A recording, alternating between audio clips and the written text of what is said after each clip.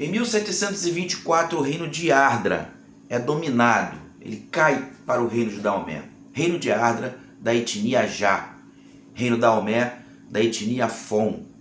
Mas o reino de Ardra perde esse nome, ele passa até o nome de Aladá, devido à principal cidade, a capital. E aí ele é renomeado como o reino de Aladá, certo? Que foi dominado em 1724 pelo reino da Daomé. Mas para a gente entender a importância desses dois reinos, dessas duas etnias para o Brasil, a gente precisa explicar um pouquinho o que aconteceu lá na África tradicional. Bem, antes da criação do reino de Daomé, só existia o reino de Aladá, certo? Da etnia Ajá. A etnia Ajá, ela teve princípio às margens do rio Mono, certo? Ela teve início às margens do rio Mono e era vassalo. O reino de Aladá era vassalo do reino de Oió. Reino de Oió que mais tarde se tornou a capital do Império Iorubano.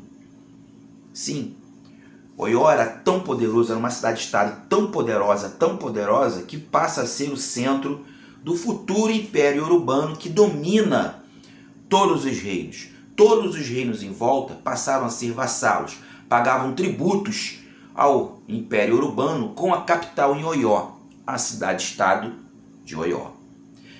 Só que os Aladás, o reino Aladá, a etnia Ajá, ela tem por base a chefia familiar. E 3 irmãos se tornam os chefes do reino Aladá. O mais novo funda Abomi, capital do reino Daomé.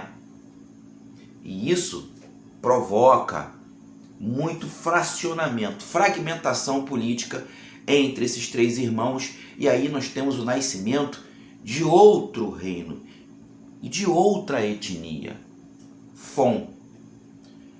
Então, Fon e Ajá são 2 etnias irmãs, responsáveis por 2 reinos, enquanto a etnia Ajá do reino Aladá e a etnia Fon do reino Daomé, com a capital Abomi, fundada pelo irmão mais novo dos 3 irmãos do filho do rei de Aladá.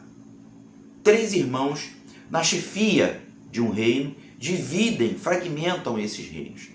Bem, acontece que Aladá cai ao longo do tempo, Aladá perde força devido à grande fragmentação política e ela cai para o reino da Daomé. Daomé conquista não apenas o reino de Aladá, da etnia Já, Daomé Fon, como também derruba o reino Yorubá e se torna um grande império onde passa a traficar, a vender todos aqueles dominados. E aí nós temos um grande impacto na chegada de escravos africanos aqui no Brasil. Por quê? Com o domínio do Fon, reino da Daomé, que se torna um império, das demais etnias, a primeira etnia a ser mais escravizada em conluio, aí sim, uma escravidão mercantilista, já tinha presença dos europeus.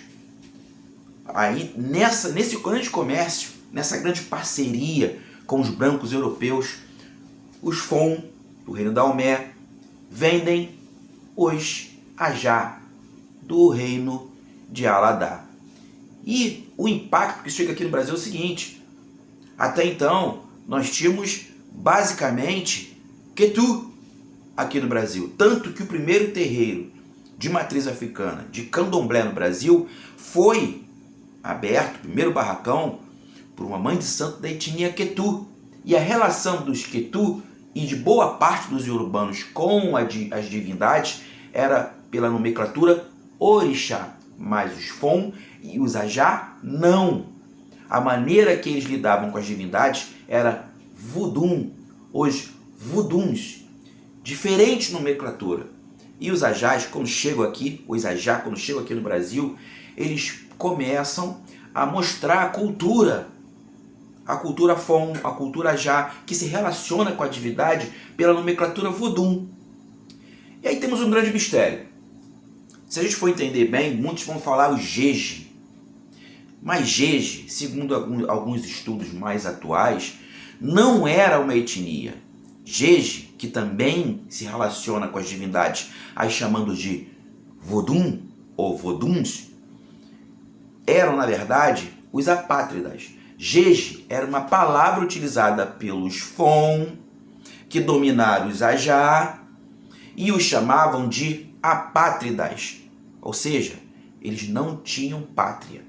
E assim, eles chegam nomeados aqui no Brasil, ao invés de Ajá, passam a ser chamados de Jeje, porque chega essa nomenclatura, essa maneira de lidar com aqueles dominados que tinham lá, que nasceram lá do antigo reino Aladar, que mais tarde esse reino foi fracionado devido a essa separação entre os três irmãos, passam a ser chamados de Jeje, ou seja, apátridas, aqueles que não têm pátria. E aqui no Brasil chega essa nomenclatura Jeje, quando na verdade eram Ajás, que têm a mesma relação com o sagrado que os Fon, os chamando de Voduns, diferentes daqueles que eram nascidos em Oió, diferentes dos Quetu, diferentes da maioria dos iorubanos que lidavam com o sagrado, chamando de orixás. Portanto, não podemos falar que os africanos tradicionais cultuavam os orixás.